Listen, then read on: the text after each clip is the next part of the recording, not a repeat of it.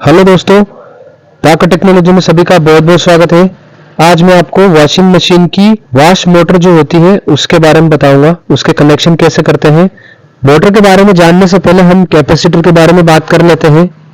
Capacitor का काम रहता है मोटर को स्टार्ट करवाना या रनिंग कंडीशन में मोटर के साथ जुड़ा रहना।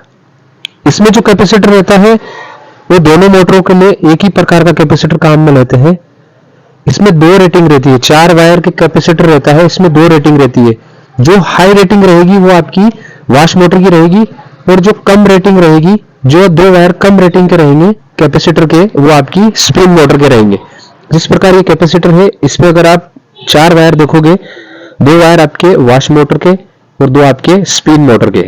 वॉश मोटर का काम रहता है वॉशिंग करना, और स्पिन मोटर का काम रहता है आपका मोटर को जो कपड़े हैं उसको ड्राई करने का काम रहता है। इसकी जो रेटिंग देखोगे आप 8.5 रेटिंग है और एक 5 माइक्रोफेरेड है।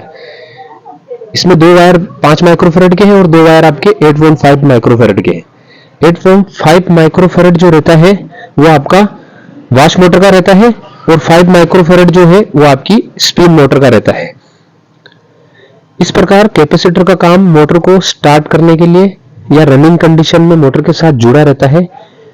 उस वायर की अगर आप मेन मोटर की जो वायर देखोगे, उसमें से मेन मोटर में से सप्लाई के 3 वायर निकलते हैं। इन 3 वायरों का कनेक्शन कैसे करना है, कौन सा वायर, कैसे पता चलेगा कि कौन से वायर में कैपेसिटर लगाना है और कौन सा वायर कॉमन है।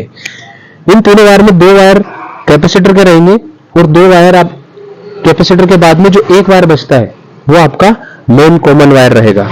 कैपेसिटर और कॉमन वायर का पता कैसे करोगे? मोटर के ऊपर एक डायग्राम आता है, उसके देख के ही हम कलर कोडिंग का पता कर सकते हैं कि कौन सा क्या है। अब मेन सप्लाई जो देंगे, एक आपको कॉमन में दे देंगे और दूसरी आपका कैपेसिटर के किसी भी एक पॉइंट पे दे देंगे, जिससे आपकी मोटर एक दिशा में रन करने लगेगी। ये मेन केबल जोड़ दिए। अब मैं आपको दिखाऊंगा इसमें सप्लाई देके कि किस तरह से आपको कनेक्शन सही हुआ है या नहीं। एक चीज का हमेशा ध्यान रखना है, पहले मोटर को आप सीरीज में जोड़ना है, सीरीज में चेक करना है, ताकि किसी भी प्रकार की अनहोनी नहीं हो अगर आपके कनेक्शन गलत होते हैं। जिस तरह से आप ऑन करोगे, सीरीज में आपका सीरीज वायर जल जाएगा, फिर इसको आप मेन सप्लाई से जोड़ना है। सीरीज में आप किसी भी प्रकार के शॉर्ट सर्किट से बच सकते हैं। अब हम इसको मेन सप्लाई के साथ जोड़ेंगे 220 वोल्टेज एसी के साथ। जिस तरह से स्विच ऑन कर दिया है, आप देख रहे हो जिस प्रकार वॉश जो मोटर है वो आपकी रन करने लगी है। ये एक ही तरह से रन करेगी। इसका एक कारण है, हमने इसको डायरेक्ट जोड़ा है सप्लाई के साथ में, और हमने किसी भी प्रकार का क्लॉकवाइज और एंटी क्लॉकवाइज वाला कनेक्शन काम में नहीं लिया है। अगर वो हम काम में लेते तो एक बार एंटी क्लॉक घूमती और एक बार क्लॉक घूमती। अगर आपको वीडियो अच्छा लगा हो तो लाइक, शेयर एंड सब्सक्राइब जरूर करें। धन्यवाद।